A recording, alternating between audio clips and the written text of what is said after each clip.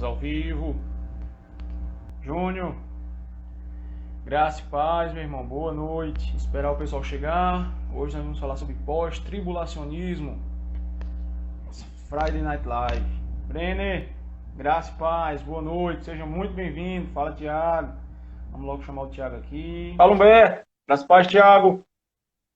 Amém, graças e paz, tudo bem? Tudo bem, graças a Deus. Como é que tá por aí? Tá ótimo. Oi? Como é que estão as coisas por aí? Graças a Deus, tudo bem. Amém. Depois de uma longa semana de trabalho, estamos chegando aqui no fim, né? Falando da palavra de Deus. Uma maravilha. Amém. A gente tá melhor do que merece. Com certeza. Pessoal que está chegando, nós vamos falar hoje sobre pós-tribulacionismo. Ninguém vai ficar para trás, tá? Nós vamos iniciar aí os trabalhos do maio escatológico, tá? O Tiago, eu louvo a Deus pela vida dele, porque ele aceitou o convite. Não estava muito fácil de conseguir um pós-tribulacionista que tivesse condições de falar hoje. Tá?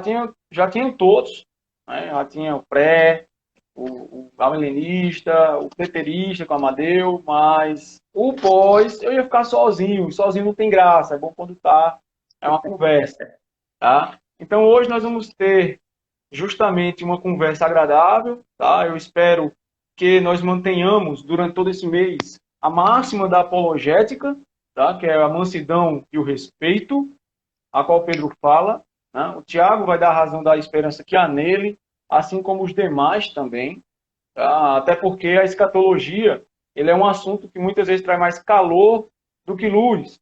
Você bater o martelo, nego velho, é muita coisa. Então, eu desde já, eu não tem como você se manter isento de nada, embora eu vá tentar. Eu sou um pós-tribulacionista convicto, tá? Então eu dou graças por abrir o mês falando sobre um tema do qual eu gosto. Mas não que os demais não tenham a sua lógica. Tá? Então, Tiago, ele é graduando de História pela Universidade Presbiteriana Mackenzie. Tá? Ele é cristão, arminiano, protestante. Ele também tem cursos de teologia. Tá? O básico e o médio, né, Tiago? Isso mesmo. Onde é que você congrega? Eu estou me associando com a Igreja Metodista Livre. Na Metodista Livre, tá certo. É a igreja do Wildo Melo? Exatamente. Do Bispo Hildo Melo, também do Pastor Marlon. Do Pastor Marlon também, é verdade. A Metodista Livre. Pastor Marlon. Muito bom. Tem mais alguma coisa que eu deixei passar? Acredito que tá certo. Amém, amém. Olha, pessoal, nós preparamos uma pauta base, tá? Na verdade, essa pauta eu quero sugerir a todos os outros, porque são perguntas que são crescentes. Vamos falar de Bíblia, vamos falar de teologia, vamos falar dos pais da igreja e vamos falar de como ela se aplica no nosso dia a dia, porque não adianta você ter várias e várias filosofias se elas não são aplicadas no seu dia a dia. Não adianta de muita coisa, tá? Então nós vamos ter uma pauta de 4 pontos, bem batista, mas são só para a gente ter um norte, sabe, Tiago? Se surgir alguma coisa que você queira acrescentar, ou se o pessoal começar a fazer pergunta, a gente dá uma desdobrada, tá? Então, vamos começar, obviamente, com a sola escritura, tá? Nosso compromisso aqui é com a Bíblia. O que eu digo, o que o Tiago diz, o que qualquer pessoa diz, se não tiver na escritura, é como um risco na água, ou seja, não vale nada, tá? Então, vamos começar por ela. Então, quais seriam as bases bíblicas para a visão pós-tribulacionista? De onde é que o pós-tribulacionista tira essa visão dentro da Escritura, Tiago? Amém. Bom, primeiramente, talvez algumas pessoas que estão nos ouvindo não estão acostumadas com essa linguagem. Então, eu acho pertinente a gente fazer uma breve explicação apenas, tá? Ótimo. O que seria, então, o pós-tribulacionismo?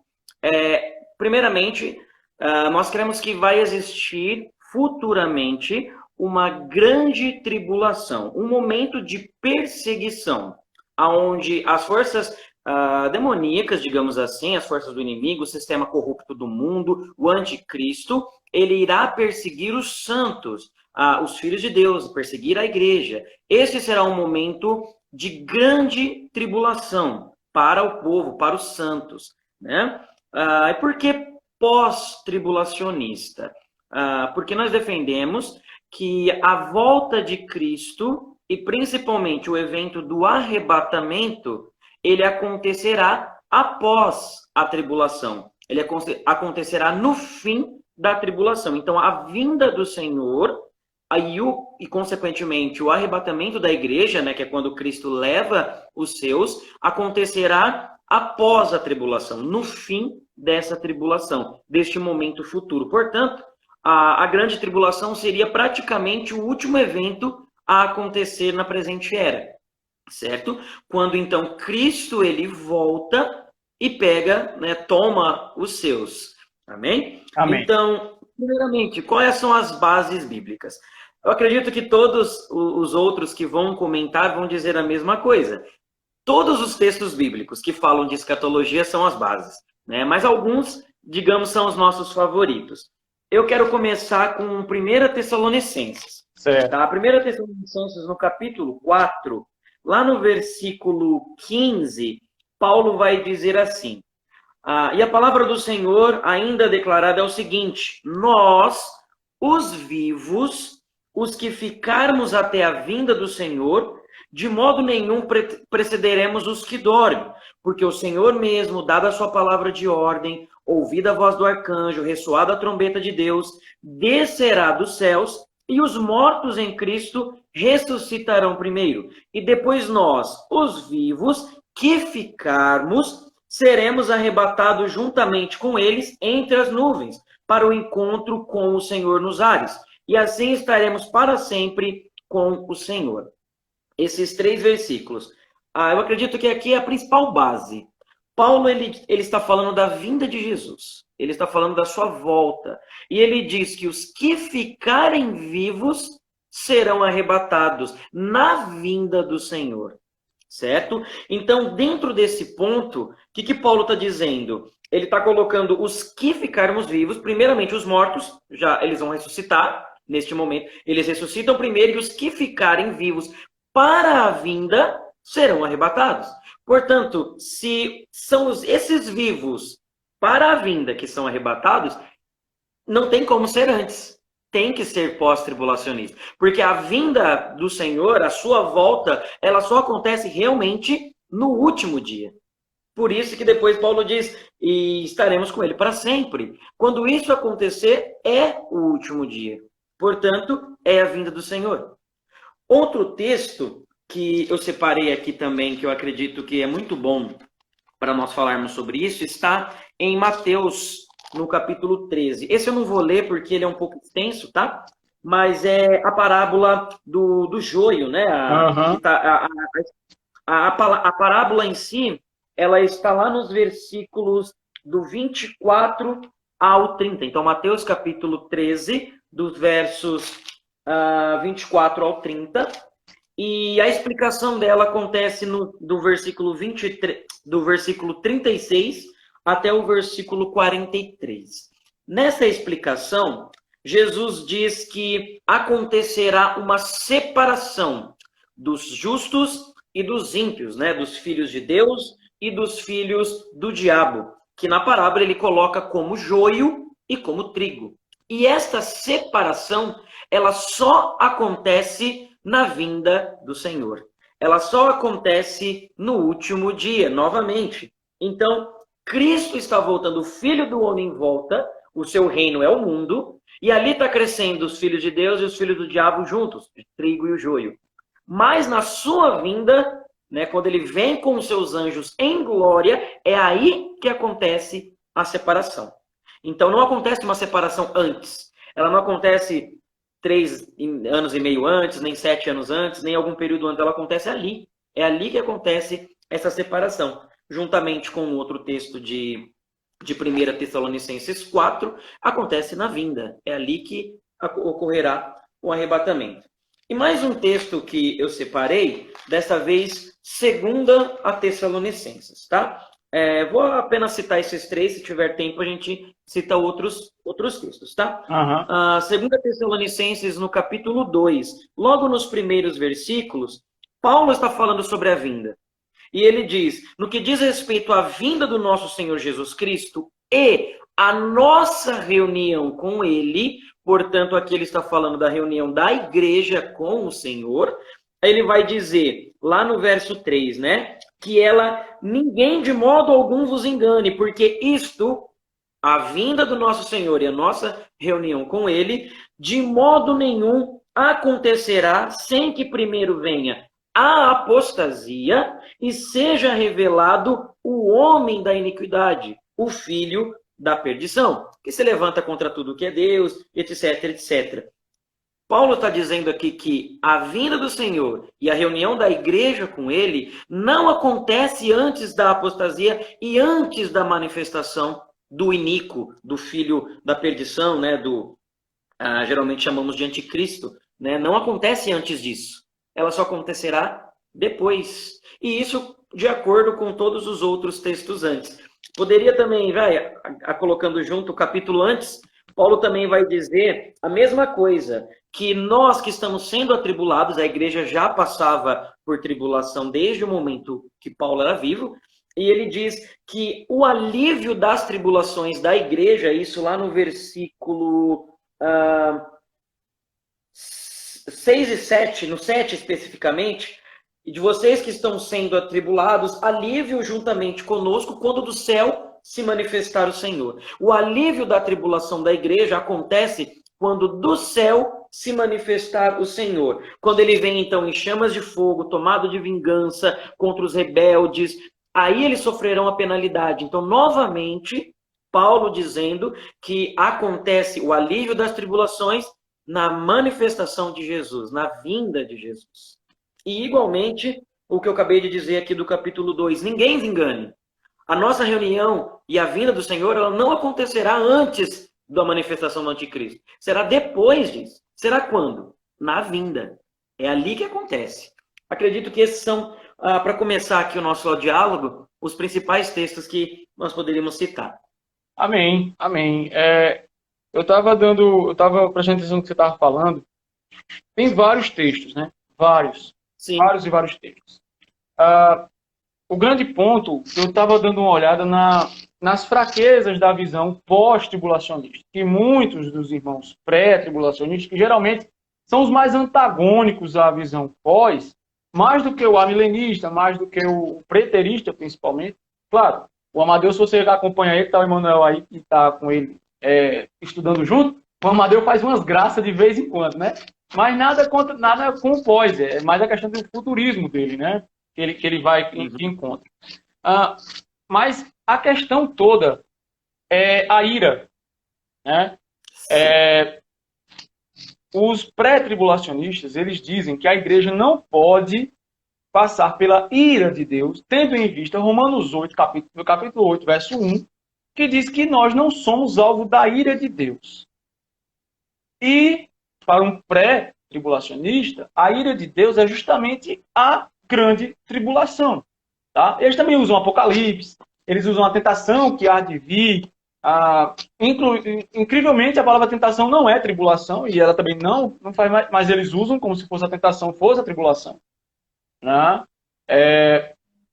Mesmo assim, eles têm essa força de dizer que a igreja não passa pela tribulação por conta da ira de Deus. Então, como é que o pós-tribulacionista ele resolve a questão da ira de Deus, né, sendo a grande tribulação? Ela é a ira de Deus sobre os crentes ou ela é a ira de Deus sobre os ímpios? Como é que o pós-tribulacionista vê isso?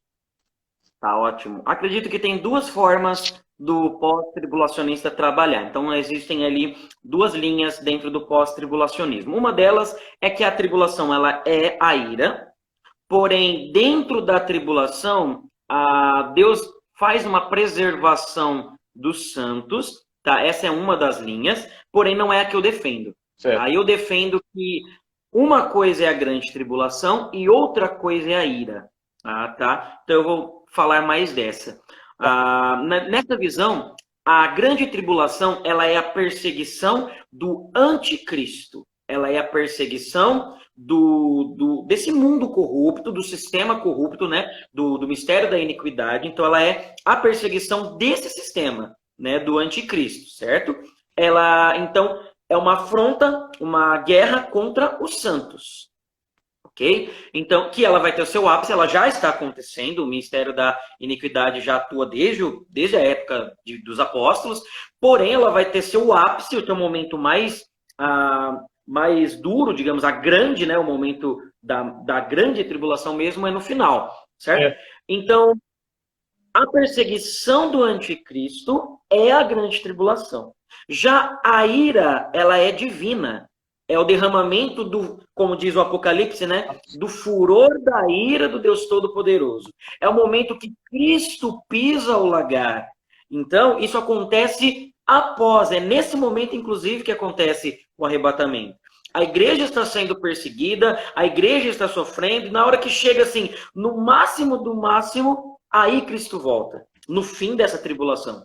E quando ele se manifesta, é aí que a ira é derramada, certo? É nesse momento que ele vem, como na linguagem do Apocalipse, ele vem como um guerreiro pisando os inimigos, né? Ele vem, como se a gente fosse citar Apocalipse capítulo 19, ele vem montado num cavalo branco, com a sua roupa manchada de sangue, pisando e matando os inimigos, e jogando as suas carnes para as aves, né? Da forma que Apocalipse descreve, uma visão de guerra, uma visão de vitória, né? De guerra, mas ao mesmo tempo de vitória. É aí que acontece a ira.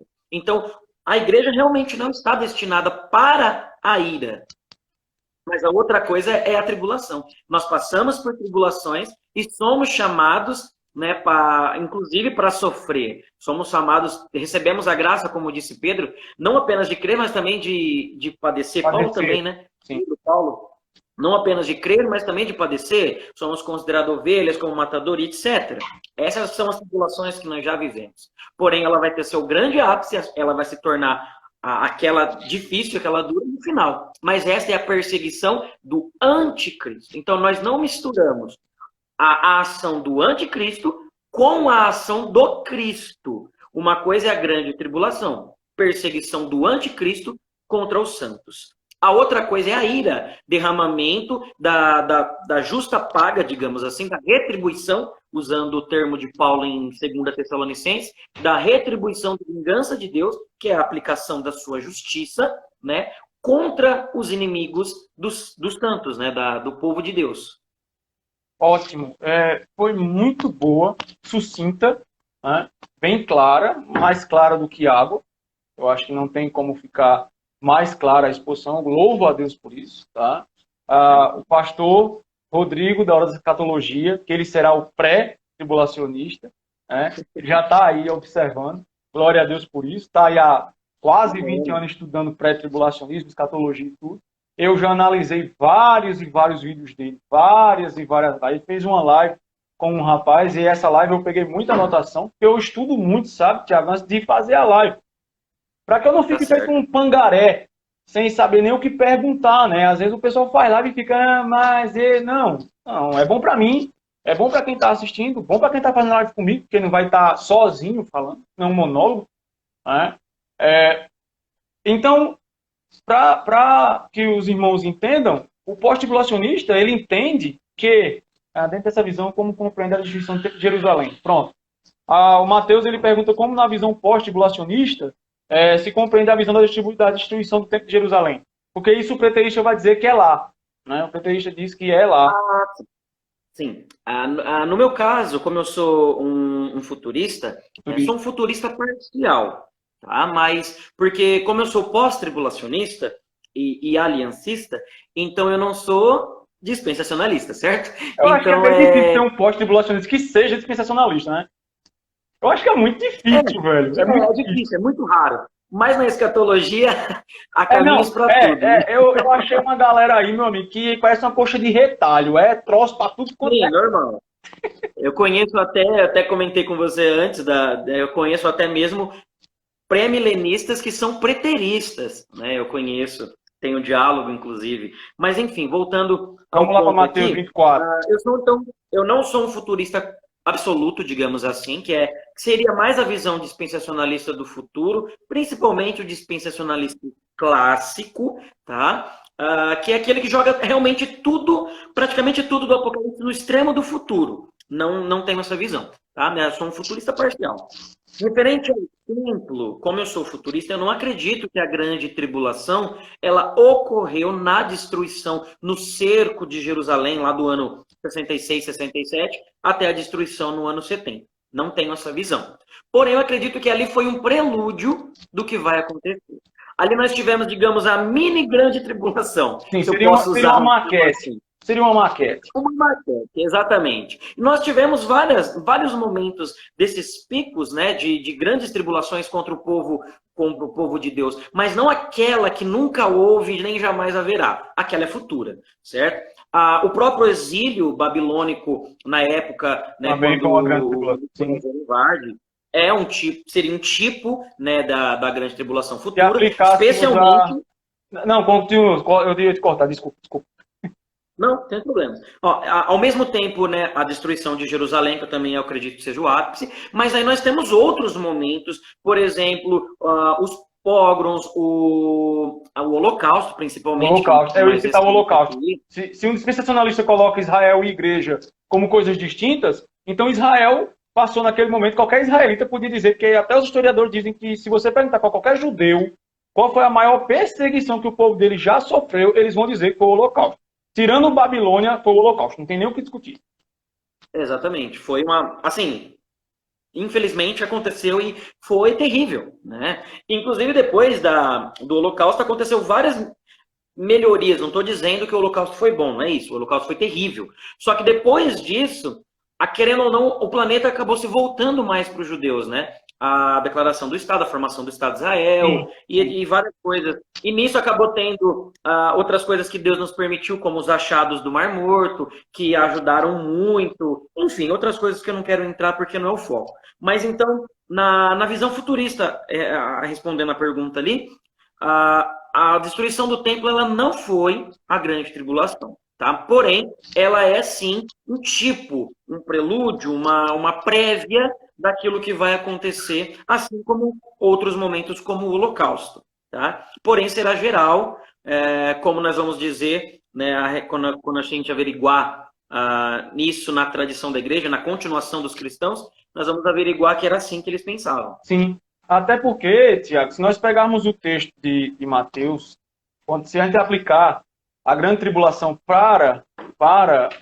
a destruição de Jerusalém, tem o complemento do texto. Né? O céu não dará a sua luz. Acontecem várias coisas após aquele momento. Então, aquilo não aconteceu no período da destruição de Jerusalém, que é uma das questões que eu vou jogar para o Amadeu, obviamente, que ele é preterista. Né? Então, vamos lá, onde foi que aconteceu um eclipse, por exemplo, depois da destruição de Jerusalém? Tem um fato histórico que comprove isso, por exemplo. Né? Porque para o preterismo é complicado pelas questões históricas. Pelo meu ver, eu até pedi já para comprar o livro do Amadeu, para eu entender como é que é a visão preterista. O Emanuel comprou alguns livros aí, já está estudando, já está se colocando como um preterista parcial. Então tem lógica, porque eu conheço o Emanuel, ele não é um homem burro, então, mas tem lógica para todas as visões. Por isso que eu digo, nós temos que entender uma coisa, independentemente de Jesus vir antes da tribulação ou depois dela, se você não está em Cristo, pouco importa. Porque se ele vem antes, você vai ficar no mesmo jeito que se ele vier depois. Né? Ou seja, o importante é estarmos em Cristo e dando frutos. Tem mais essa. Né? Estando nele, mas não dá fruto, é cortado e lançado fora. Então, o nosso estudo aqui é mais para nós nos aprofundarmos nos pensamentos, nas escolas de pensamento, acerca do que vai acontecer aí no futuro. Né? Então, e também, Tiago, se eu posso acrescentar alguma coisa, se você concorda, eu creio que a questão da grande tribulação não é apenas no sentido dela ser intensa, mas dela ser global. Porque Exatamente. Não é? Porque mesmo que a tribulação nesses locais, certo? Tanto em Jerusalém, na destruição do ano 70, como no Holocausto, foi algo pontual. Não atingiu o globo. Você podia escapar. Né? Os judeus escaparam para países em que não estava havendo confronto e eles ficaram vivos. O Paulo e os apóstolos... Paulo, por exemplo, quando ele ia para uma região onde não tinha perseguição a cristãos, ele ficava de boa. Agora, quando ele chegava num canto que tinha uma sinagoga, por exemplo, acabou. Aí o cara era linchado, surrado, era briga. Ou seja, ao meu ver, pelo menos até onde eu estudo, a grande questão da grande tribulação é o fato dela ser global e atingir todos os cristãos do globo. Por isso que ela é grande tribulação. Sim, sim. Até por isso que ela vai ser realmente aquele ápice da perseguição que já acontece. Sim. Porque aí ela definitivamente vai ser geral. Geral. Por isso ela vai ser enorme. Se já foi muito grande as perseguições locais, imagina então uma geral. Tá até comentando isso com o Matheus, ele tá aqui, Matheus é mesmo ser meu menino, tá? Ele vem aqui para casa com a noiva, são meus filhos, certo? A gente tava comentando sobre isso, porque o que é que acontece? Hoje nós já estamos sofrendo uma perseguição, óbvio, ela ainda não é, porque tem pessoas que dizem assim, o pós-tribulacionista, ele mistifica a tribulação, ele alegoriza. Não, o pau vai comer, e não tem essa alegorização, não. Quisera eu que fosse. Quisera eu que fosse. Mas aí, como você muito bem citou, as tribulações que o povo de Deus passou sempre foi com o povo de Deus e não contra os contrários a ele. Agora, a ira de Deus sempre foi contra os contrários a ele. Eu vou dar um exemplo clássico. 2, certo? Aí você me disse se eu estou errado. Primeiro, vamos falar dos antediluvianos. Noé, ele entrou na arca com sua família, ele passou por tudo o que estava acontecendo naquele fim de mundo, que ali foi o fim do mundo, mas ele foi alvo apenas da tribulação. Por quê? Porque as pessoas eram contra ele, primeiramente. Todo o mundo conhecido era contra Noé. Ele era pregoeiro da justiça, ou seja, ele pregava para aquelas pessoas. Certo? Ele escutou pessoas morrendo, trovão, escutou todo o barulho, mas ele estava preservado. Porém, a ira de Deus foi para os ímpios, foi por aqueles que não se converteram. Não é isso? Levou todos. Levou todos. Que inclusive está na parábola daquele que estarão 2 no campo, um será deixado, outro será levado. Ele está se referindo aos ímpios, não aos salvos. O segundo ponto é a questão dos hebreus, lá no Egito. Quando as pragas caíram, a ira de Deus foi sobre os egípcios, sobre aqueles inconvertidos, mas a tribulação eles passavam, porque da mesma água que brotava do Nilo, era para os crentes também. As pragas e as coisas não pegavam neles, mas eles sentiam. Óbvio que sentiam medo, óbvio que sentiam tudo. Mesmo assim, a ira só foi sobre os ímpios. Então, eu creio, olhando pela história bíblica, sempre as tribulações foi sobre o povo de Deus, porque os ímpios atribulam os crentes, mas a ira de Deus vem sobre os ímpios e não sobre os crentes. Não é isso? Exatamente. Exatamente. A perseguição do mundo em si, né, do diabo, das forças malignas, são sempre contra o povo de Deus. Porém, a ira divina, que é a sua justiça manifesta, ela é contra os errados, os ímpios, não contra o justo. Isso. Então, nós fazemos essa separação. A grande tribulação é a perseguição do anticristo. Já a ira divina, ela é feita pelo Cristo. Sim. Então, nós não confundimos o que é o anticristo e o que é Cristo. Nós temos que fazer essa separação. Ótimo. O pastor Rafael Luiz, ele pergunta o seguinte, quando veio a abominável da desolação, de que fala o profeta Daniel, na visão pós, como é que o pós-tribulacionista resolve essa questão da desolação de Daniel aí? Certo. Novamente tem pelo menos duas formas de entender. Uma delas joga para o futuro, simples, né? Uma delas simplesmente joga para o futuro. O abominável da desolação vai acontecer. Ele até colocou. Isso, uma das visões. Normal, tranquilo, uma das visões vai acontecer no futuro. Isso. E isso não influencia diretamente em ser pós ou não. Tá? Então, uma das interpretações é que o abominável da desolação ele vai acontecer no futuro e tudo mais na perseguição do anticristo. Uma outra interpretação é que isso já aconteceu na destruição de Jerusalém, certo? Primeiramente, quando a profecia de Daniel ela faz uma referência ao Antíoco Epifânio, né, que ele realizou um sacrilégio quando ele sacrificou porcos dentro do templo para Zeus, né? E depois o templo foi recuperado pelos macabeus e etc. Aquele período que nós chamamos de intertestamentário. Sim. Mas isso aconteceu também com a destruição de Jerusalém, que continua, inclusive, até hoje foi tudo destruído, né? Sobrou lá só o muro de arrimo. Foi mesmo. Então, essa é uma interpretação, certo? Que isso aconteceu já no passado. Esse abominável já aconteceu. Porque quando os apóstolos perguntaram para Jesus, né, eles fizeram pelo menos duas perguntas. Né? Quando vai acontecer isso? Ou seja, que não ficará aqui pedra sobre pedra. E quando será, né, a sua vinda? Certo? Então, essas duas perguntas elas são respondidas por Jesus. Aí existe divergências de onde Cristo está respondendo quais das duas perguntas. O preterista, por exemplo, parcial, ele vai dizer, ó, até um tanto de versículo aqui é o passado, daqui para trás é futuro. O futurista, ele vai dizer, não, você está certo na separação de aqui é uma pergunta, aqui é outra, porém, não é bem nesse versículo aí, é um pouco antes. Então, os pós-tribulacionistas, eles têm essa dúbia interpretação nesse ponto também. Alguns colocam como em 70 mesmo, que aconteceu, e outros colocam que ainda vai acontecer no futuro. E a gente pode até, um pós-tribulacionista pode até adotar as duas formas, se ele for historicista. Sim, ele vai olhar essa também. o passado e o futuro. Então é tranquilo. É por isso, olha, entendem que a escatologia, ela abre um leque para você. Abre um leque, tá? Só para vocês que estão chegando agora, nós estamos tendo uma conversa hoje, tá, com o Tiago.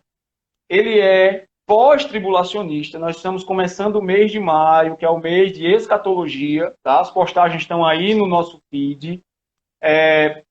Vocês vão poder fazer as perguntas, tá? Eu vou desfixar aqui o tema para vocês fazerem algumas perguntas para o Tiago, tá? Nós já estamos com meia hora de live e a gente só fez um ponto. Tá vendo? O negócio rende.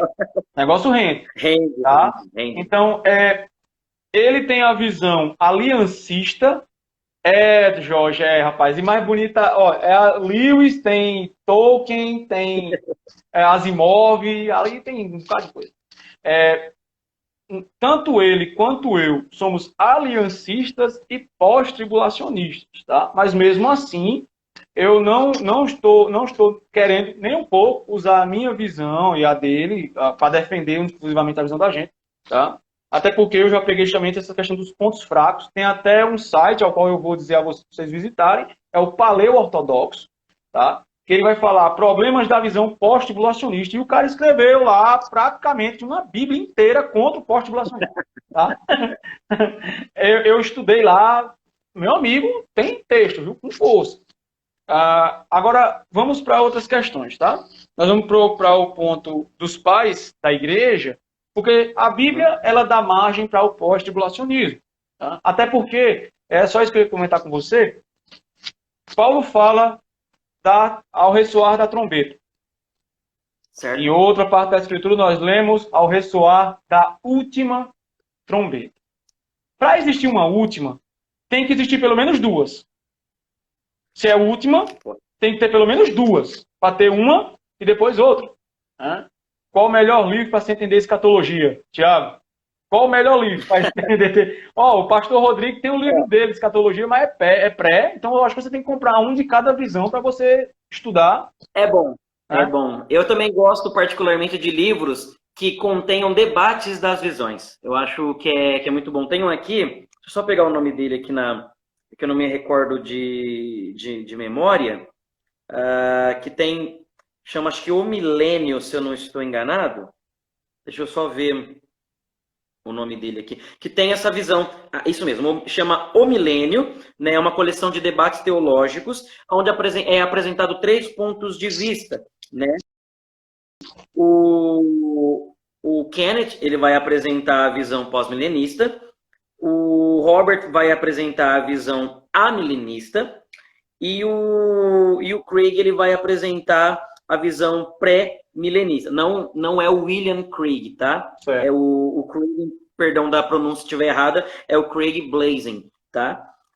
E o livro é organizado pelo Darrell Bock, tá? É um livro muito legal, chama O Milênio, simples. Colocando no Google O Milênio, você vai achar facilmente. É um livro bem legal, porque ele apresenta visões diferentes, tá? Agora, se nós falarmos qual livro é o melhor para entender escatologia, olha, particularmente, acho difícil ter um em específico, assim, não, esse é o melhor de todos para você entender. Eu acho que você tem que fazer um estudo ir acompanhando pela Bíblia, é o lógico, e ir acompanhando livros a livros e entendendo as visões.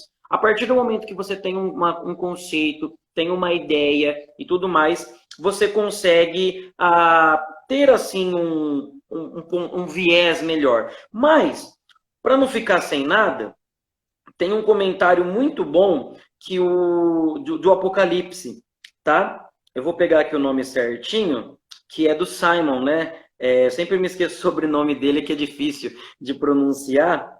Ele faz uma coleção junto com Anthony Hoekema, certo? E é um livro bem legal, é um comentário bíblico de Apocalipse, do Simon, perdão se eu pronunciei errado novamente, mas é Kistenmaker. É Simon Kistenmaker. Simon Kistenmaker. Né? Ok. É um comentário muito bom. É um comentário de Apocalipse muito bom. Tá? E se falarmos agora qual livro bíblico é melhor para entender escatologia, eu recomendo começar com Cristo. Tá? Cristo é a nossa chave hermenêutica. Não estou falando aqui no sentido liberal da coisa, tá? Eu estou dizendo que nós devemos começar as leituras por Cristo. Vamos analisar o que Cristo, começar pelo Evangelho. Inclusive, é até a ordem que o Novo Testamento é organizado. Começamos, então, aprendendo através das parábolas de Cristo, através das comparações que Cristo faz, por exemplo, o dilúvio, Sodoma, são alguns exemplos veterotestamentários que Cristo utiliza, e daí nós vamos passando para outros textos, caminhando na escatologia, dentro da Bíblia. Paulo, Pedro, Judas, né? E finalmente a gente entende Apocalipse. Na minha percepção, é muito mais fácil entendermos Apocalipse quando nós temos uma visão clara da escatologia de Cristo e dos apóstolos nos livros doutrinários, certo? Que não tem essa linguagem de difícil interpretação, como é a literatura apocalíptica. Você for pegar livro de Ezequiel, livro de Zacarias, livro de Daniel, livro de Apocalipse, que usam esse tipo de literatura, é mais difícil de entender, normal. Né? Mas começando com os ensinos de Cristo, passando pelos apóstolos, você se consolidando a escatologia ali, é muito mais fácil de entender depois o livro do Apocalipse, porque você já vai ter traçado a escatologia. E se você começou pelos livros, pelos textos claros, isso vai te dar totalmente a luz para entender os mais difíceis. Quando você fechou a sua escatologia, aprendendo o Evangelho e nas epístolas doutrinais, pronto, já tem a escatologia fechada. O Apocalipse, ele vem dar os detalhes. Ele vem dar os detalhes dentro dessa escatologia. Tá? Era isso, né? Tá ótimo, tá ótimo. Então, se nós pegarmos justamente esse ponto em que nós temos a sola escritura, o cânon fechado, certo? Direito? Sim. Então nós temos que validar isso também após os apóstolos deixarem a escritura e os pais apostólicos que herdam esse tipo de pensamento. Né? Então, quais são os pais apostólicos que coadunam com o pensamento pós-tribulacionista? Eles eram unânimes? Não. Nós temos algum pai apostólico que possa dar uma ênfase, por exemplo, ao pré-tribulacionismo, ou ao próprio preterismo, algumas das outras visões? Sim ou não? Ó, talvez os outros vão discordar disso, mas pelo menos os primeiros pais, ou seja, aqueles que seguiram os apóstolos, eles eram unânimes no pós-tribulacionismo.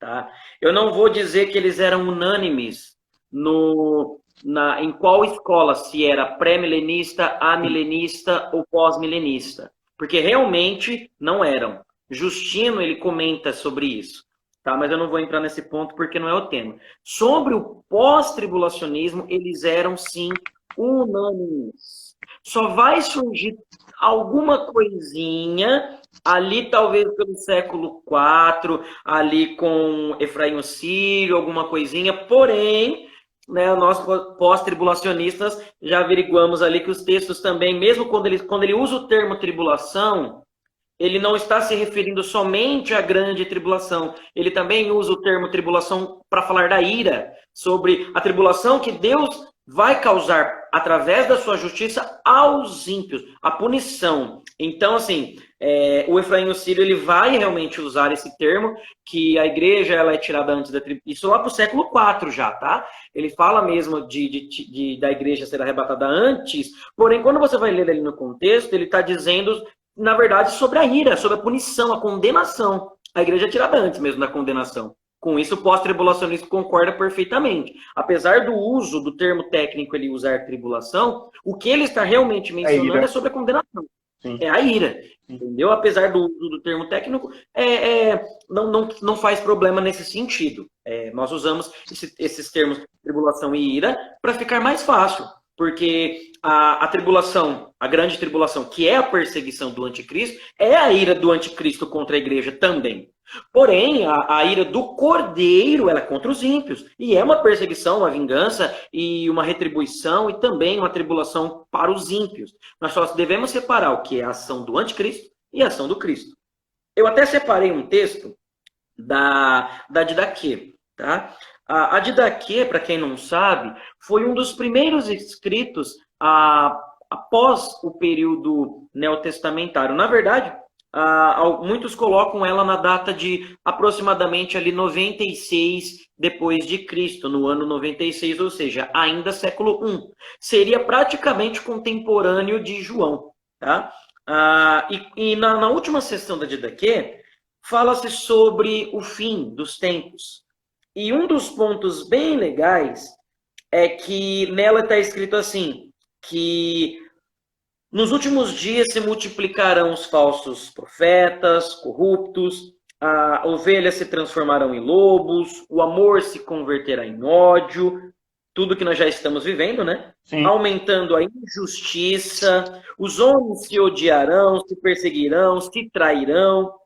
Então, neste cenário caótico, né, a Didaquê diz, então o sedutor do mundo aparecerá, como se fosse o Filho de Deus, fazendo sinais e prodígios. A terra será entregue em suas mãos e cometerá crimes como jamais cometidos no mundo, como jamais foram cometidos desde o começo do mundo. Aí essa parte é bem legal. Então, toda criatura humana passará pela prova e muitos escandalizados perecerão. No entanto, aqueles que permanecerem firmes na fé serão salvos por aqueles que o amaldiçoam. Então aparecerão os sinais da verdade. Porque o anticristo, né, o sedutor do mundo, ele aparece com sinais e prodígios da mentira. Mas aí aparecerão os sinais da verdade. A abertura dos céus, o toque da trombeta, a ressurreição dos mortos. E aí fala do Senhor vindo, né, sobre as nuvens do céu. Então aqui nós estamos falando de um texto pós-período neotestamentário, provavelmente escrito no finalzinho do século I, que já ainda fala de um anticristo futuro, certo? E de uma perseguição sobre toda a terra, para toda a criatura humana, tá? Apesar de talvez o preterista querer jogar de daqui lá antes de 70, a maioria aqui é consenso que ela é no final do século I. Porém, para não ficar dúvida, a de daqui não é o único texto. Nós temos outros textos, como, por exemplo, o próprio Justino, que eu comentei agora há pouco, século II, Irineu, século II, quase 3 ali, né? Tertuliano, né? Nós temos também o próprio Policarpo, ele também, apesar de ter pouquíssimas coisas dele, tem alguma apresentação sobre isso. Clemente de Roma também era cooperador de Paulo e foi bispo na cidade de Roma. A primeira epístola de Clemente também vai citar sobre isso, e sempre colocando como futuro, né, a tribulação e o anticristo, e colocando a igreja passando por isso. O Pastor de Hermas, principalmente. O Pastor de Hermas é um livro grande, era muito, muito bem conceituado nos cristãos ali do século II, III, e o Pastor de Hermas ele vai citar a grande tribulação como se fosse um grande monstro. pela leitura dá a entender como se fosse um tipo de baleia voadora ali. É um tipo é uma linguagem simbólica, claro. É um bicho enorme que vem voando assim contra ele. E ele sente medo, ele passa aquele tudo. Aí o anjo que está lhe dando a revelação ali nesse livro, ele fala para ele se acalmar, confiar em Deus. E aí aquele bicho cai diante dele e ele pisa por cima e passa. Aí na explicação, o anjo vai dizer, ó, isso aqui é a grande tribulação que a igreja vai enfrentar. Porém, não tema, porque a igreja vai passar por ela e vai ficar bem, né? Ou seja, a igreja vai ser perseguida assim, mas ela vai ultrapassar isso. E é bem legal também. Isso, novamente, estamos falando ali no comecinho da igreja, século 2, 3, eles novamente jogando para o futuro. A grande tribulação, a igreja passando por ela, né? Isso é bem comum. E um texto que eu gostaria de citar, ele na verdade está na Bíblia, tá? De Judas.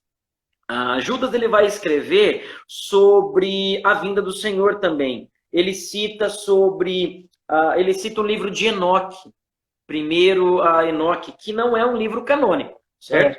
É um livro apócrifo, né? Surgiu ali pouco antes de Cristo, ali no período intertestamentário também. E quando Judas vai citar, ele faz a citação da vinda do Senhor, o que me chama a atenção é que ele está usando o quê? Um livro judaico do período até anterior de Cristo para falar a respeito do que vai acontecer no futuro, né? Do que vai acontecer. E quando ele cita o Senhor vindo, né, no versículo 14, ele fala, foi a respeito deles também que profetizou Enoque, o sétimo depois de Adão. Ele é descrito assim, mas é um livro pseudepígrafe, tá?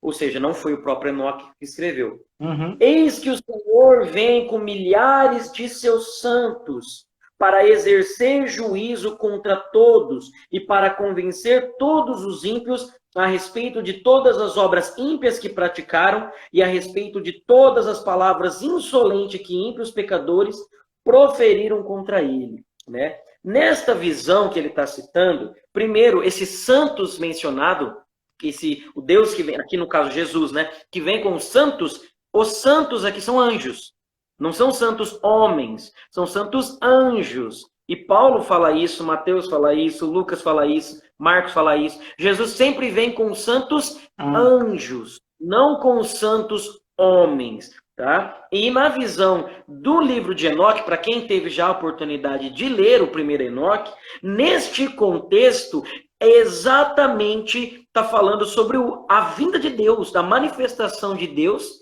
nesse livro. Depois, quem tiver oportunidade para ler, pode ler, né? E ele fala que Deus vai retribuir neste dia e chamar os seus.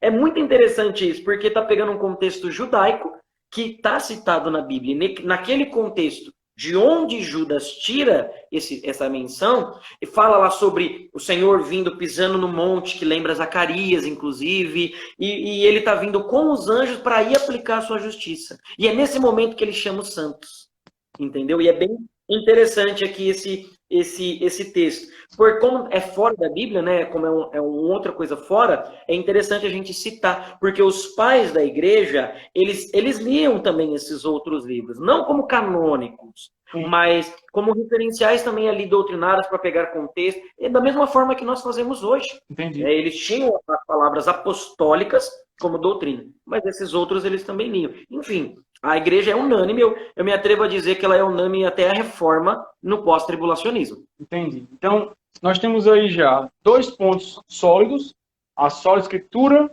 e a tradição dos pais apostólicos herdada aí dos apóstolos, né, do colégio apostólico.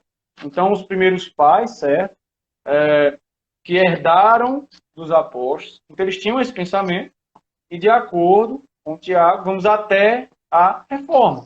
Tá? Justamente o nosso ponto aqui eu vou só botar aqui nas perguntas, tem 3 perguntas para a gente passa para outro ponto, que aí vão ser os 2 últimos pontos, né? Quais são os problemas que você vê para a visão, e como é que nós vamos poder aplicar isso no nosso dia. Vamos ver aqui as perguntas. Nós temos aqui 3, tá? Vou começar com essa aqui. O Jorge pergunta, quando a igreja vai para o céu?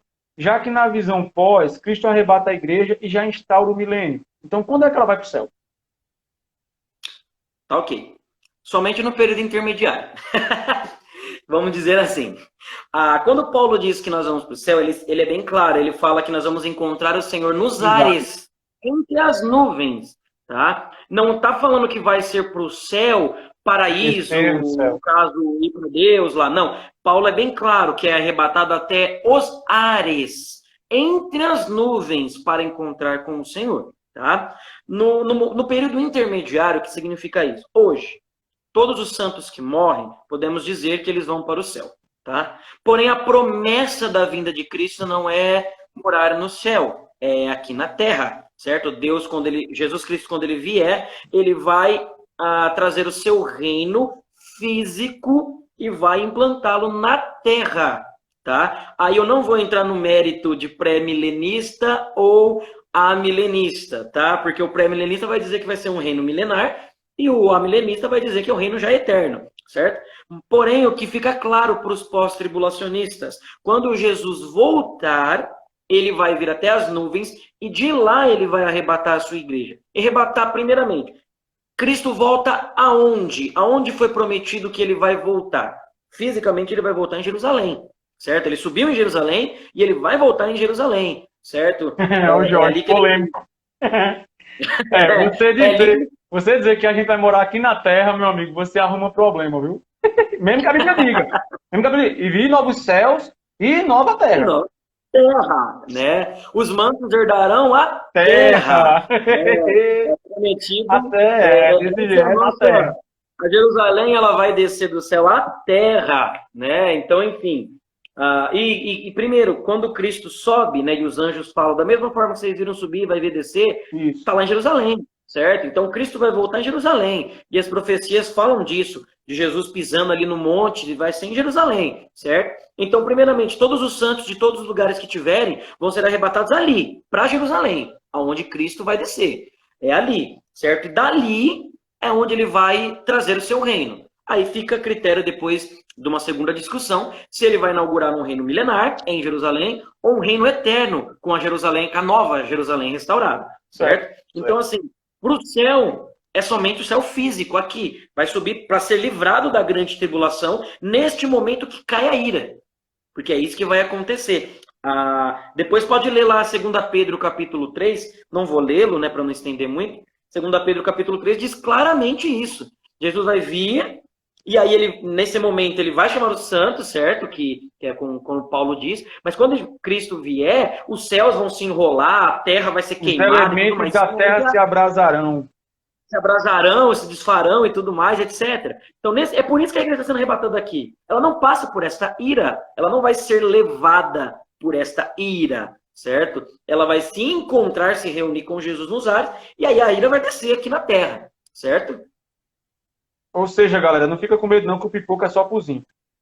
Ou seja, fique em Cristo. Porque se você for ímpio, vai fogo em show. Esse Jorge é Cruzeiro. Ele perguntou de novo aqui. Quem é aquele que o detém? Lá de segunda terça. Mas isso aqui, Jorge, é outra live, velho. Isso aqui é papo outra live. Quem é outra live. Na visão pós. Quem é? Sem resumo. Só diga quem você acha que é. Jesus Cristo. Essa é uma pergunta muito difícil. Particularmente, eu vejo como a ordem da justiça que o detém, tá?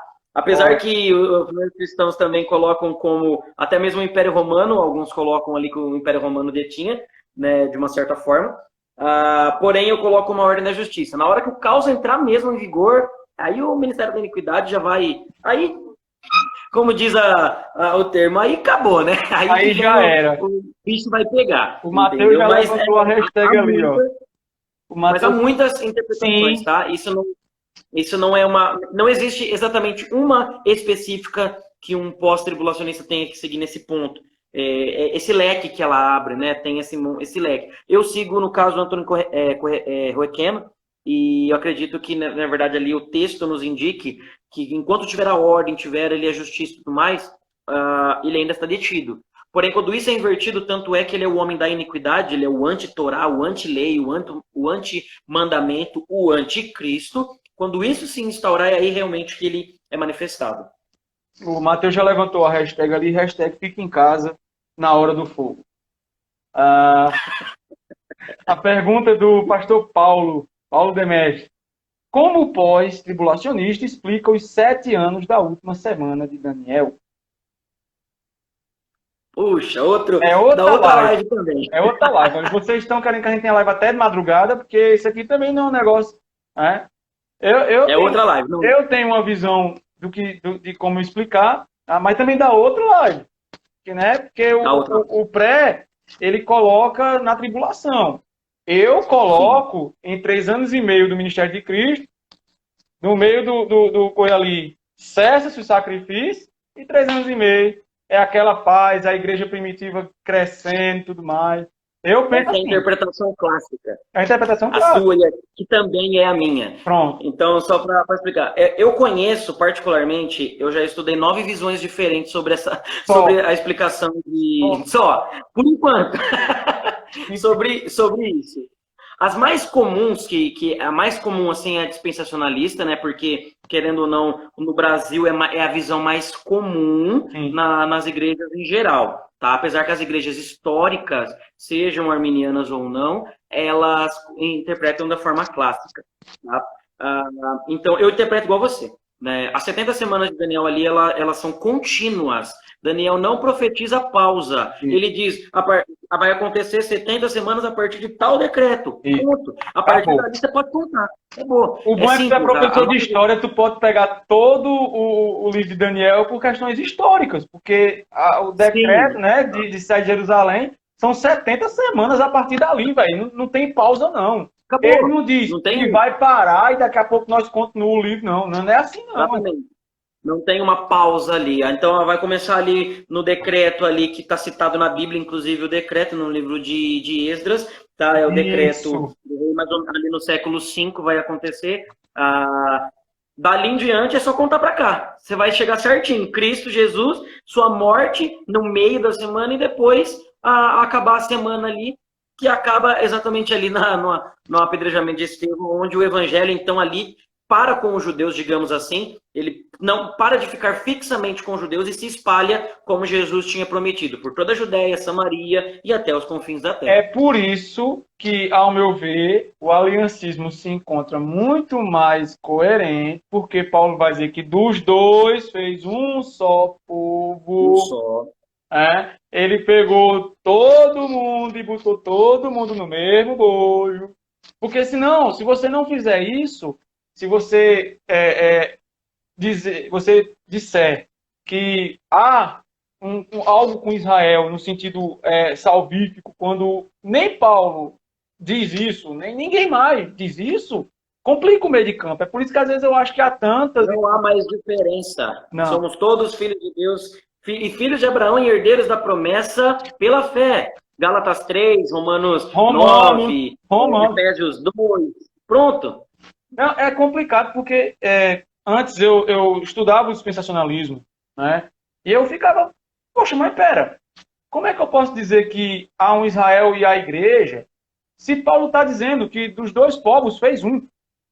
E que o próprio vai dizer o seguinte, que israelita não é aquele que nasce israelita, mas é aquele que é pela fé. Não é uma questão sanguínea, não é uma questão étnica, não é uma questão geográfica, é uma questão espiritual. Né? Então, é muito delicado. Mas isso também é assunto para outra live, porque aí eu vou chamar tudo de novo para a gente conversar sobre isso. Só sobre isso. E só para um adendo, não é que nós invalidamos a etnia, tá? Não é isso que também nós estamos falando. Existe sim uma etnia dos judeus e tudo mais. Isso não é excluído dentro do aliancismo. A questão é que os gentios foram enxertados, somos todos um povo só, entendeu? Somos um só, somos a igreja, somos o corpo de Jesus. Então Deus tem um plano só para todos. Crê em Cristo. Pronto. Acabou. Plano só. Isso vai resolver muitas coisas, porque, por exemplo, na visão pré, eles vão falar que a tribulação é para o povo judeu, ou seja, a igreja é povo de Deus. Povo de Deus. Diz que se aqueles dias não fosse abreviado, nenhuma carne se salvaria. Que o anticristo manifestaria milagres e prodígios da mentira, que, se possível fosse, enganaria até os próprios eleitos. Ou seja, os eleitos estão com Cristo, mas tem eleito na terra? É esse tipo de questionamento que a gente tem que fazer. Deus tem uma noiva que ela é partida.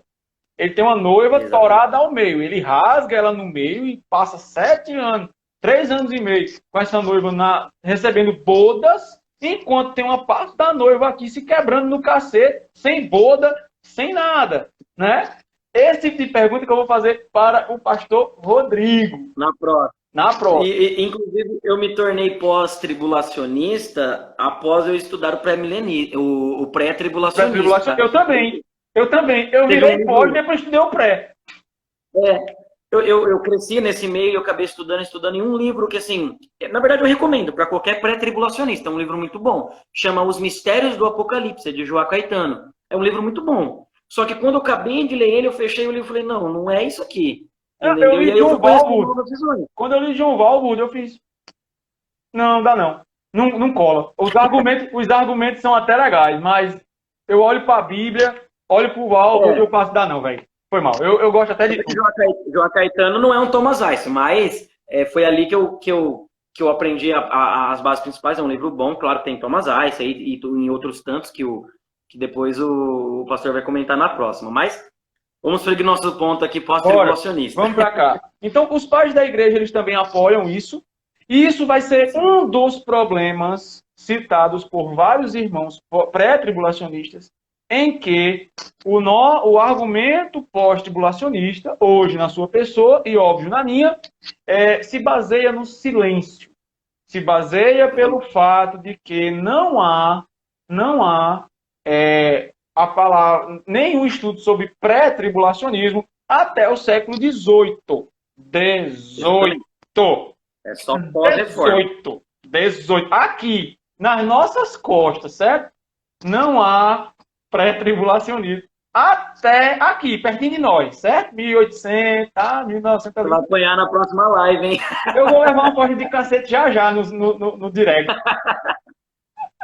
Então, como é que o pós ele vai analisar essa questão do silêncio, certo? Como é que o pós consegue mostrar, através desse problema para o pré, que eles dizem que não é um problema, é só porque nós usamos isso, mas como é que a gente pode, de forma respeitosa, obviamente, mas mostrar que o argumento do silêncio não tem nada a ver com a questão depreciativa, mas simplesmente comprobatória?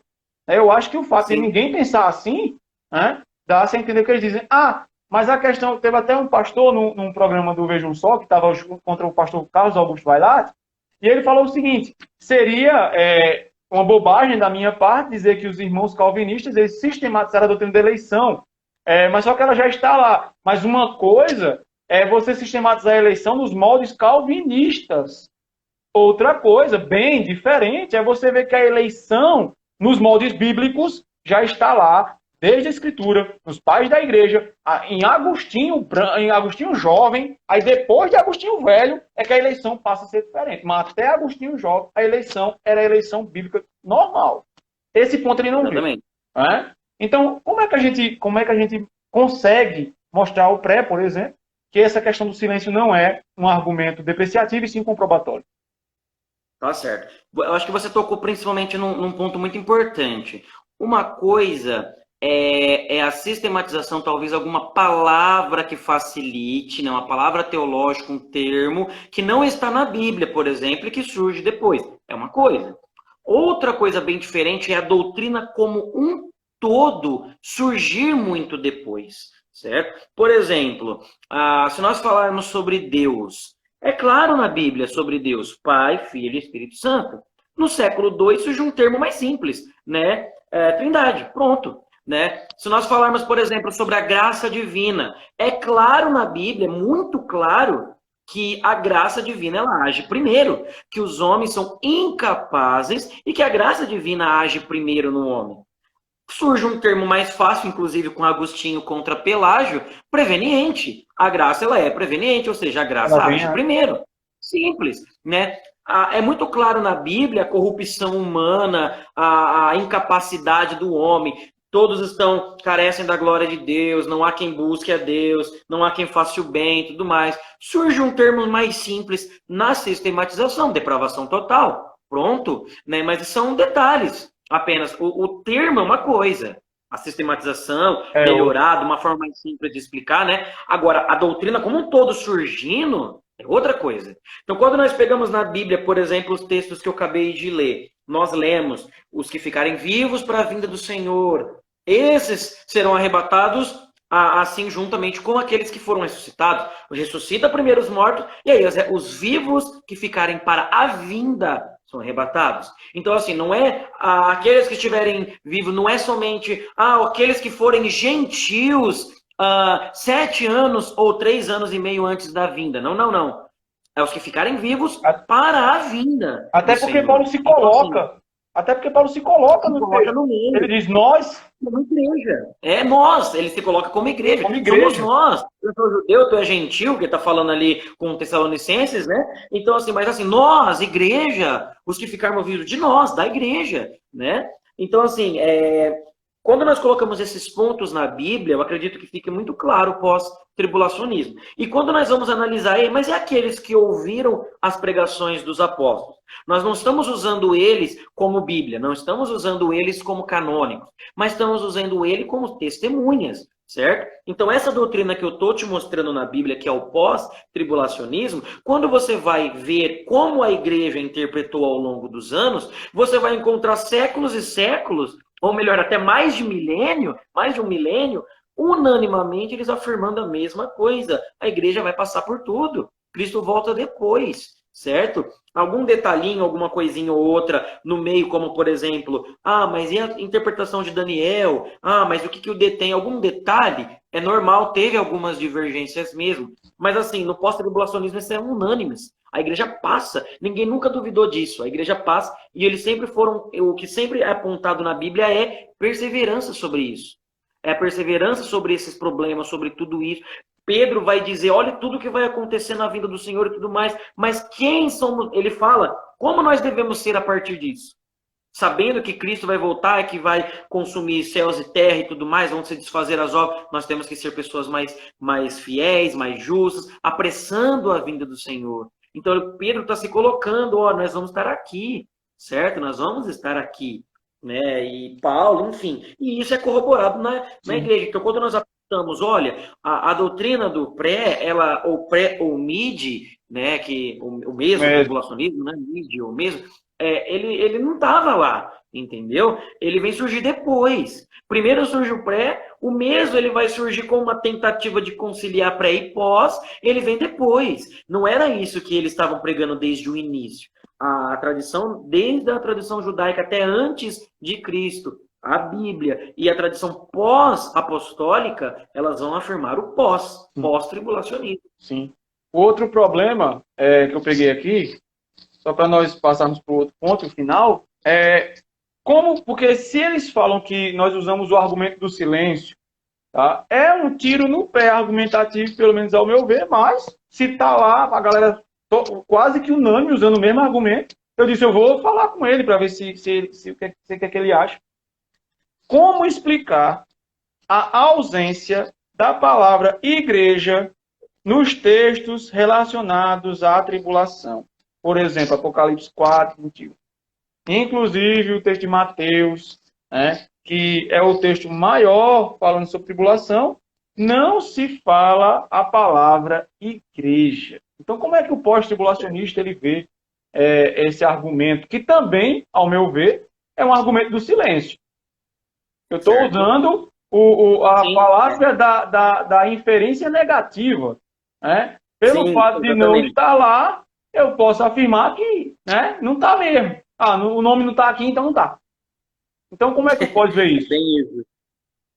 Quando nós pegamos na Bíblia aqui, outros livros também não falam a palavra igreja, tá? Não é somente um trechinho. Tem livros inteiros que não citam essa palavra, tá? Porém, a igreja não é o único termo pelo qual a igreja é chamada, entendeu? Noiva, santo. Quando a Bíblia fala, lê lá em Paulo fala, eu cumprimento os santos. Quem que Paulo está falando? Da igreja. De quem? Da igreja. Igreja. Entendeu? Quando Paulo fala algum outro termo, santos é um dos principais, né? Mas quando ele quer falar sobre os eleitos, de quem que ele está falando? Da igreja. Quando Paulo quer falar dos filhos de Deus, ele está falando da igreja. Quando Paulo está falando, não só Paulo, eu estou citando Paulo pela maioria, né? Que a maior parte está nele, mas todos os apóstolos, quando eles vão falar de santos, de eleitos, de regenerados, de filhos de Deus, adotados, né? Eles estão falando sempre da igreja. Então, assim, o termo específico não aparece em alguns livros da Bíblia. Eu até selecionei aqui, eu imaginei que essa palavra ia surgir. Então, por exemplo, o livro de Judas, que eu acabei de citar, não cita essa palavra. Sim. Entendeu? Hebreus, por exemplo, que é um livro tão extenso, claro, foi escrito para os judeus e tudo mais, mas ele vai citar apenas uma vez essa palavra. Nós pegamos, por exemplo, 2 Timóteo, não tem essa palavra. Nós vamos pegar outro livro aqui, acho que é só esse mesmo que eu tinha mais separado. Eles não citam. Então, assim, não ter essa palavra em específico não faz diferença. Quando você lê a epístola de Judas, por exemplo, tem alguma dúvida de que ele está falando com a igreja? Tem alguma dúvida de que ele está falando ali com os santos que ele está falando, os justos ali que ele está falando da igreja? Quando ele fala dos falsos mestres, daqueles que pregam mentira e tudo mais, tem alguma dúvida de que ele está falando isso daqueles que estavam fazendo isso na igreja? Não tem. E o Apocalipse é endereçado para quem? O Apocalipse é endereçado para quem? Para a igreja. Exatamente. Então, assim, é muito simples isso. O termo em específico não vai fazer diferença. Porque quando a Bíblia vai falar assim, estou cumprimentando os santos, estou falando dos santos, a perseverança dos santos e tudo mais, é simples. É a igreja, é o povo de Deus, é o corpo de Cristo. São os lavados, os remidos, os justos, aperfeiçoados, enfim. São os eleitos de Deus, é a igreja. Não tem muita dúvida sobre isso. Tá? Então, esse argumento do silêncio, ele é, assim, vazio. É uma perdão do termo para quem usa, mas é uma falácia, entendeu? Eu estava pensando isso. E não é a mesma coisa, por exemplo, uma coisa eu falar, mas não tem uma palavra específica nesse texto aqui. É uma coisa, né? Outra coisa é eu falar assim, poxa, essa doutrina não aparece em 17 séculos. Entendeu? Vai aparecer lá no século XVIII, 16, 17 séculos, 18 séculos, não aparece uma doutrina inteira, né? Um ensinamento inteiro. Isso não é um argumento do silêncio. Tanto é que eu começo pela Bíblia. Estou te mostrando aqui, Paulo falando, nossa reunião com Cristo em 2 Tessalonicenses, o arrebatamento na vinda em 1 Tessalonicenses, Cristo falando que a separação dos ímpios e dos justos é na sua vinda, né? Então eu mostro tudo isso, e aí eu mostro, mas isso também foi preservado na igreja. E a igreja continuou com isso até que, bem pós-reforma, vai surgir uma ideia diferente. Entendeu? Sim. Então, é diferente, né? É uma questão... Não, são duas coisas completamente distintas. Uma coisa é um termo não aparecer num verso. Outra coisa é uma doutrina não aparecer na história. Só. Exatamente. É bem gritante. E a última pergunta, nós estamos com 1 hora e 3 minutos de live. Como a visão pós, ela pode ampliar a fé do crente? Como a visão... Porque é o seguinte, sempre nós temos que tentar aplicar a nossa visão de mundo, nossa visão de fé, na nossa vida diária.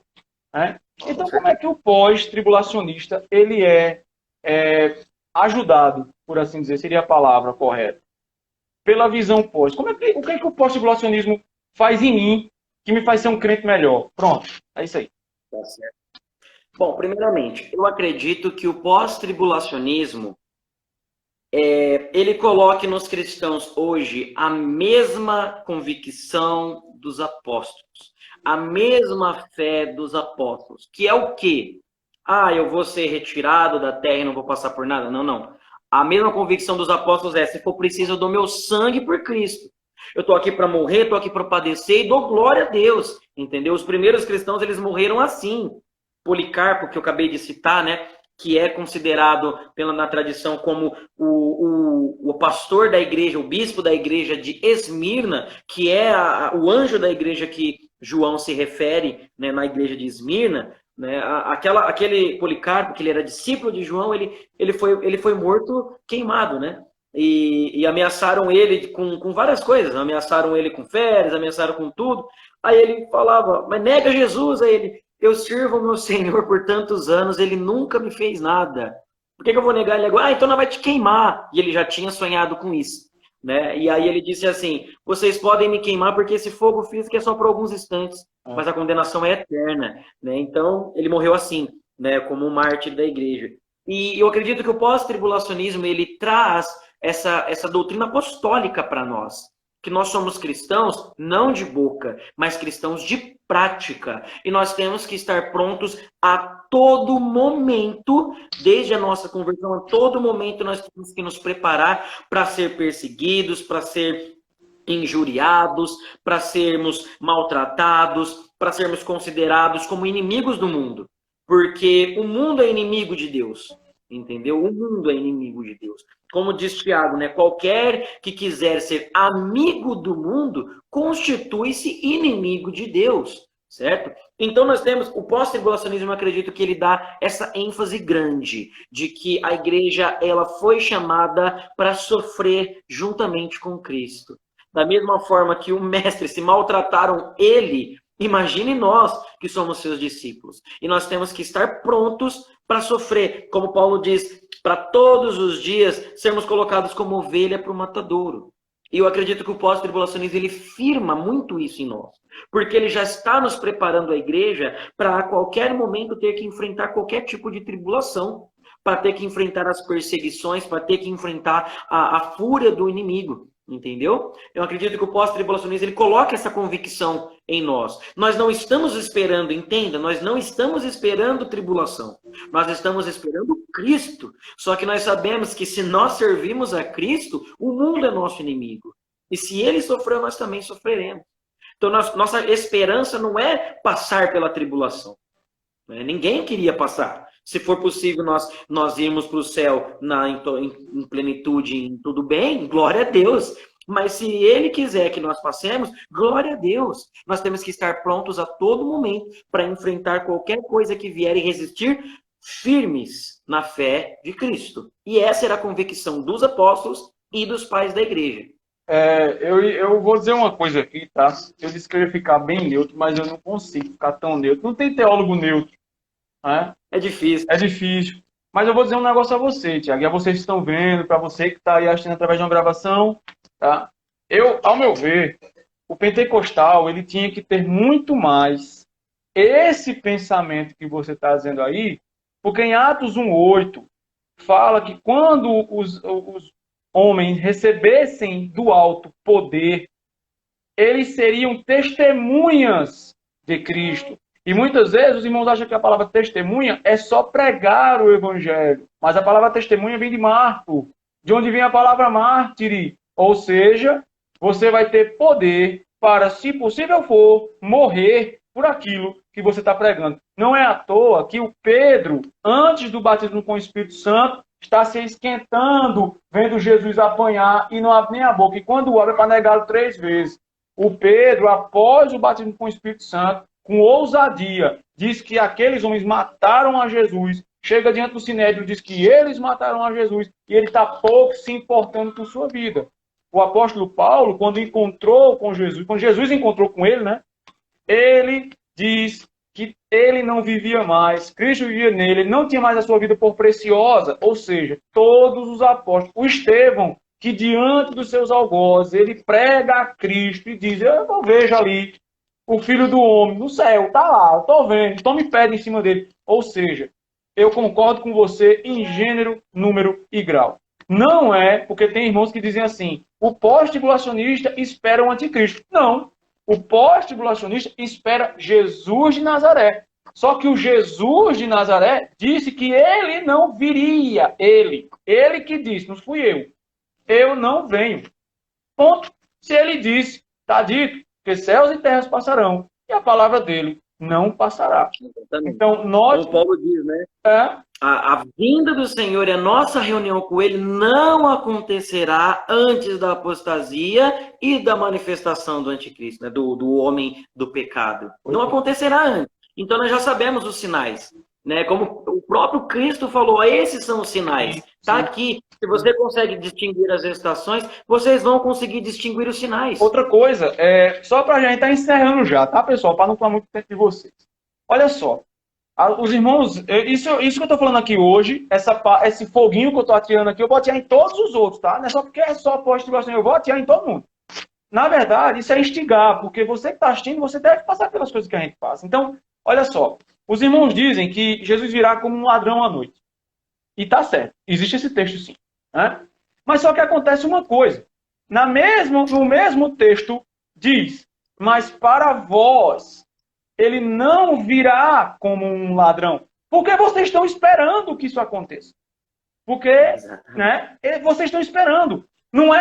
Ele vai vir como um ladrão para quem? Se nós pegarmos todas as parábolas, por isso que eu reforço o que o Tiago disse aqui, para você ter uma visão escatológica boa, você tem que entender as parábolas de Cristo, o que Cristo está falando de escatologia, depois você vê os apóstolos confirmando a escatologia de Cristo, e aí sim, com esses textos bem enraizados na sua mente, você vai para Daniel, você vai para Apocalipse, e você fica mais tranquilo. Né? Porque Jesus diz, quando o bom servo, ele está trabalhando porque sabe que o seu Senhor vem. O mau servo, pouco se importa, porque ele não sabe o dia nem a hora que o seu Senhor vem, então ele está nem aí. Quando o Senhor vem, quem é que está pego de surpresa? É o cara que está esperando ou o cara que não está esperando? O que não está esperando, meu amigo. Ou seja, o pastor Carlos Augusto vai lá e ele disse uma coisa, olha, se estudar o pré-tribulacionismo me fez sair do pré, escutar Carlos Augusto Vailato foi a pá de cal. Porque ele disse, não é porque eu não posso dizer quando o Senhor virá, que eu não posso afirmar quando ele não virá. Velho, que lógica massa! Porque os sinais estão aí, meu irmão. Pai matando filho, filho matando pai. Esse caso agora do menininho que o padrasto matou e a mãe foi conivente. Poxa, a apostasia, o esfriamento dos irmãos. Velho, tudo isso são sinais. Olha o mundo como está ficando. O cenário para o anticristo aparecer se formando, se pintando como uma cortina, se abrindo como um teatro. E a gente que está, pelo menos, eu não sei se você sente assim, Tiago, mas quando eu vejo essas coisas acontecendo, eu dou glória, sabe? Porque eu falo assim, ô, tá perto, o pau vai comer, mas tá já chegando. Porque a política, toda a questão ideológica se montando contra os cristãos genuínos, aqueles que são contra o que o mundo prega, um falso amor, uma falsa liberdade, um falso evangelho. Todo mundo que é contra isso vai ser perseguido, inclusive por falsos cristãos, por falsos mestres, por falsas religiões. Todo mundo que é fiel vai ser perseguido. E não tem no mundo. Olha, eu fico com pena e com medo, porque na hora que o pipoco começar, e vai começar, os irmãos vão pensar que ficaram. Por isso que o título da live é Ninguém vai ficar para trás. Os irmãos que têm fé em Cristo vão. Não é pela visão, não é porque eu sou pós que vou e você é pré e não vai. Não é isso. Sua fé em Cristo, tá, você vai aguentar um cacete chorando, mas vai subir. Né? Eu até digo, Tiago, que aqui na cidade eu digo, olha, quando o pipoco começar, eu vou ligar para um monte de amigo meu e vou dizer, ei, tem um negócio de Deus aqui para tu. E o pau comendo. Deixa eu só ligar aqui para uns irmãos para vir para cá apanhar comigo, para não apanhar só.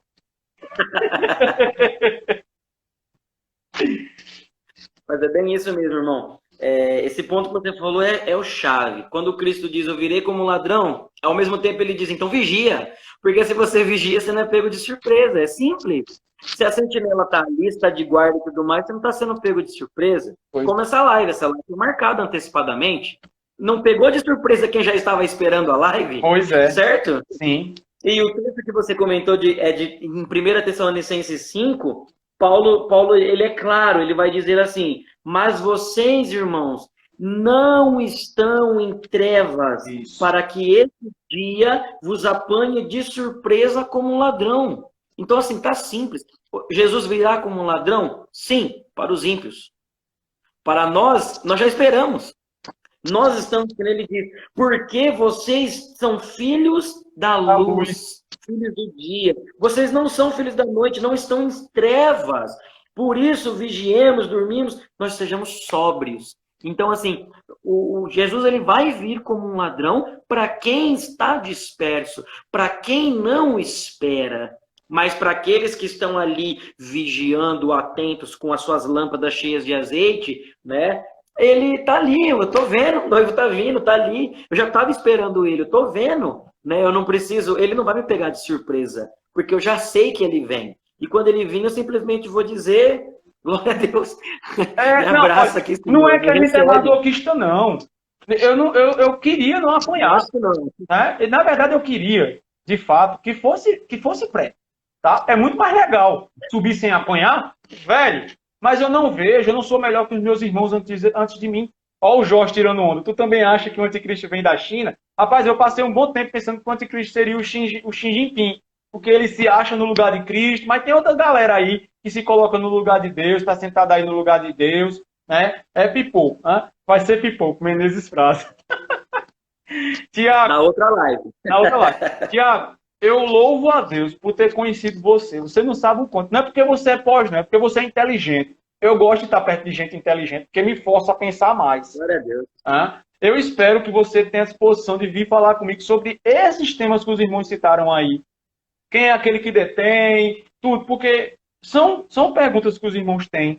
Às vezes os pastores, que são homens de Deus, são homens trabalhadores, mas eles não se deleitam nesse tema. Eles nem têm que fazer isso também, não. Eles têm que orar, jejuar para cuidar do rebanho e ensinar o evangelho, que é o alimento de salvação. Escatologia é um aprofundamento das coisas, ou seja, é para mestre. É para mestre. Então, só pessoas que estudam se debruçam nisso, como você, como o pastor Rodrigo, como o Daniel, que vai vir falar sobre o milenismo. Ou seja, todos os irmãos, o Amadeu, que se debruça sobre o preterismo, são pessoas que vão ajudar esses pastores a resolver esses problemas. Então, uma live como essa, como as que a gente se propõe a fazer aqui, é sempre para tentar ajudar os pastores a tapar uma lacuna, porque eu sou ninguém, ó. Tudo que eu faço aqui não é nada. Não é nada, o reino é tão grande, tem tanta gente precisando de uma mensagem. Uma live dessa de 1 hora e pouco não é nada. Ai de nós, se a gente não fizesse um negócio desse. Então, eu agradeço a Deus por você ter aceito o convite. E espero que a gente ande muito mais junto, que a gente possa fazer vários trabalhos juntos. Você, como historiador, vai me ajudar muito, porque arrumar historiador crente, nego velho, é difícil. Tá difícil. Tá difícil. Eu assisto muito aquele do Nerdologia de História. Eu gosto de história. Adoro. Eu gosto de história. Mas, às vezes, o historiador ele é tendencioso, porque ao invés dele contar a história, ele está reescrevendo a história diante da sua ideologia, diante da sua visão de mundo. Então, o cara diz, ele não era tão ruim assim. É como um historiador que seja comunista vai dizer, não, Stalin era um santo, homem. Ele teve apoio da Igreja Católica, era um santo.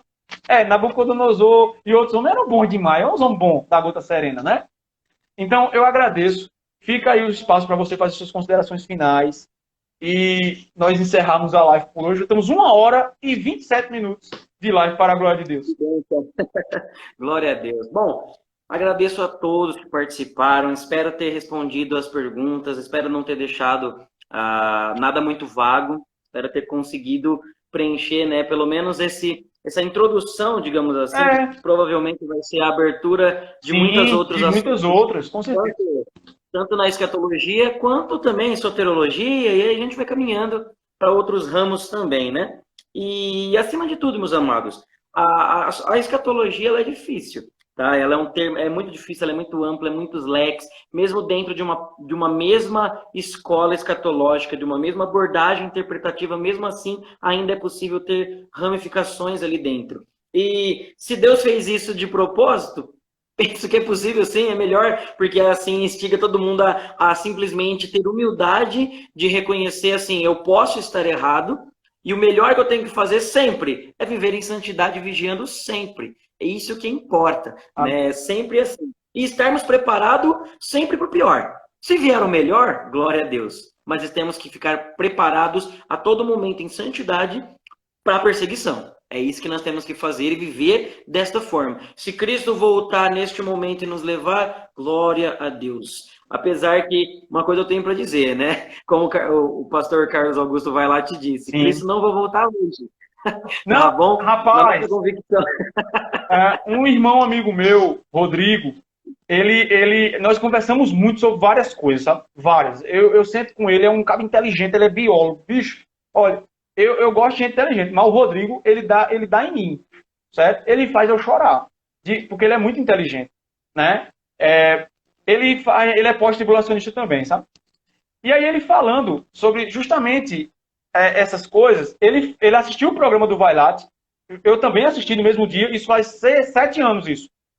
Aí ele fez na igreja dele, ele é professor dos jovens, e ele fez lá com os jovens, olha, se o anticristo se manifestar, enquanto ele não se manifestar, vocês podem todo domingo vir me cobrar. fazem 7 anos. Aí, depois que ele fez isso, eu também faço. Então, já faz aí 7 anos que tem programa Veja um Só, né? Então, se o anticristo não se manifestar amanhã ou depois de amanhã, nós vamos ter todas as lives sobre escatologia, porque não é porque eu não sei quando Jesus vem que eu não posso afirmar quando ele não vem.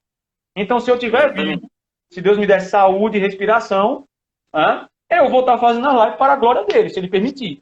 Mas eu não acredito que o Senhor vai voltar amanhã, porque ele deixou claro todas as instruções. O mapa está bem desenhadinho. É só a gente ir atrás, a gente vai ver. Então, que Deus... E para finalizar aqui também o nosso assunto, né, 1h30 aí, eu já vou deixar então mais uma reflexão aqui para talvez uma pergunta que surgiria. Ah, mas e se o anticristo se manifesta hoje? Não é só contar 7 anos que eu vou saber a vinda de Cristo? É uma pergunta que geralmente surge. Hoje não surgiu, mas é uma das perguntas. A resposta é não. Primeiramente, que isso vai depender da visão pós-tribulacionista de quem for. Alguns fecham que são 7 anos certinho, outros fecham que são aproximadamente porque Cristo abrevia, e outros acreditam que não tem tempo determinado para a grande tribulação acontecer. E mais, a manifestação do anticristo ela começa de uma forma oculta. Certo? Ele surge, o mistério da iniquidade ele já opera, e a manifestação dele vem oculta até ele se manifesta, só vai perceber realmente quando já estiver acontecendo. Então ninguém vai poder marcar início de nada. Mesmo para aqueles que fecham, são 7 anos certinho, não tem como você colocar certinho o início disso. Portanto, sempre vai ficar, a vinda de Cristo sempre vai continuar sendo da forma que ele disse. Ninguém sabe. Agora, quando acontecer, todos vão saber. Os sinais nós sabemos. Então nós sabemos, a vinda de Cristo ela não acontece enquanto tais sinais não se cumprirem. A partir do momento que nós vemos tais sinais, e vários deles nós já vemos, nós podemos dizer, olha, tais sinais, nós vamos distinguindo os sinais do tempo. Jesus disse isso, né? Que se nós podemos analisar uma planta, se nós podemos analisar a estação e saber como que funciona, quais dias, como que é, se vai chover, se não vai, se vai ser primavera, o que é, da mesma forma nós podemos distinguir a vinda dele, o tempo, né? Não o dia e a hora. Sim. Né? Na verdade, essa live é mais para que nós entendamos a visão e, como eu disse no início, vou dizer no fim. Você tem que viver como se Cristo fosse chegar agora. Agora. Mas trabalhar como se ele não viesse. Exatamente. Porque a grande questão é estar nele, certo? Sim. Eu sou pós, eu não condeno quem é pré, porque tem muita gente que é xiita, é chato, é insuportável, certo? Eu já passei dessa fase, eu era arengueiro miserável. Agora é o seguinte, eu sou pós, é minha opinião, minha fé, eu devo dar razão dela, então, com respeito, mansidão, às vezes umas gaiatices, porque é normal, né? Mas faz parte do jogo, mas de uma forma que eu não vou condenar os outros irmãos. Velho, se o cara acha que vai pro céu antes, glória a Deus, bom pra mim, melhor pra mim. Se ele acredita e tá certo, bom pra mim que você levar uma burdoada. Ótimo. Se eu tiver certo, ruim pra ele, porque ele vai ter que aguentar bem. Eu tô me preparando psicologicamente para aguentar o sarrafo. Se o cara não tá, aí já são outros 500. Né? Se o cara acha que já aconteceu, também. Se já aconteceu, tô de boa. Agora é só esperar Jesus chegar. Ótimo. Então, assim, se eu não sou um cristão, não importa a minha visão teológica. Eu vou pro inferno. Não tem outra palavra. Se não está em Cristo, é só um lugar que você vai. Fogo, enxofre e chau. Choro, ranger de dentes e o pipoco comendo pela eternidade. Ou seja, seja crente. É com essa palavra aí que eu termino, porque não tem outra palavrinha para rentalizar ninguém, não. Aí o evangelho não alisa, não. Certo? O evangelho é besatacil. Tem que bater, doer, é para curar. Então, Tiago, mais uma vez, eu agradeço. Meu irmão, sério, muito feliz por ter lhe conhecido. Que Deus nos ajude. Que você continue esse cara, que se forme. Bota esses moleques aí do curso no bolso, certo? Para a glória de Deus Pai. A todos vocês que assistiram, muito obrigado. Esse ano me forma. Amém. Terça-feira tem o Clube do Livro, tá? Foi um trabalho que iniciou através dos irmãos do nosso grupo do WhatsApp, que foi iniciativa deles de começar. Nós estamos lendo esse livro aqui. Ai, meu Deus do céu, meu headset caiu. esse livro aqui, do Tim Charles, tá? Com toda a pureza. É um livro sobre você estar livre da pornografia e da masturbação. Ou seja, pelas pesquisas dele, 50% dos homens crentes e 20% das mulheres crentes sofrem com o mal da pornografia. Então é um assunto que não rola na igreja. Então aqui, meu perfil, minhas regras, rola o que eu quiser rolar. Então vai rolar isso aqui, já está rolando inclusive, ajudando pessoas. Bicho, sério, é impressionante como Deus faz coisas para ajudar a igreja, né? Um assunto desse que o pessoal acha que é sem vergonhice, deve ser levado com seriedade. Então, nós estamos lendo. Se você não tem o livro, não tem problema, que eu leio parte, ou não posso ler todo, porque isso aqui tem questões de lei sobre isso aqui, tá? Mas eu leio parte, a essência do capítulo, e a gente fala sobre isso, trocamos experiência, não é em live aqui no Instagram, é pelo Meet. Então, é uma coisa que fica só entre o grupo, certo? Eu falei sobre a minha infância, as minhas ruindades no início. Meu amigo, se eu dissesse isso aqui no Instagram, eu era preso. Então, esse tipo de coisa é o que a gente está fazendo toda terça-feira, das 8 às 10. Então, se você está assistindo aí, quer participar, o link está na bio. Se você está assistindo a gravação, o link na bio. Semana que vem, né, vai ser o pipoco. Vamos ter o outro tema, tá? Que é o amilenismo, certo? Com o meu ex-professor de teologia, tá? Daniel. Ele é um pipo, ele é um calvinista, que o povo acha que eu sou chato. Não, aqui é escola sem partido. Vai vir um calvinista para falar sobre amilenismo. Então, pode aguardar que vocês não vão perder por esperar. Até mais, Tiago. Até mais, galera. Boa noite e até a próxima, se Deus assim nos permitir. Um abraço. Glória a Deus.